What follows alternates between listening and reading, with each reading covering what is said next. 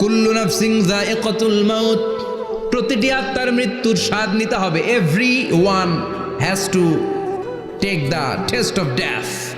মৃত্যুর স্বাদ প্রত্যেককে আস্বাদন করতে হবে। এটা কেমন?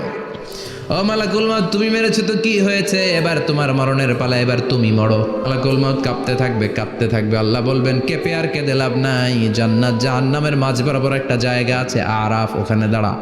মালাকুল মাউত দাঁড়াবে, আল্লাহ বলবেন মর, মরে যা। আল্লাহর হুঙ্কার শুনে মালাকুল মাউত জান্নাত জাহান্নামের মাঝ বরাবর দাঁড়িয়ে বিকট একটা চিৎকার দিবে। বিকট একটা চিৎকার দিয়ে মালাকুল মাউত ওই জায়গায় শেষ।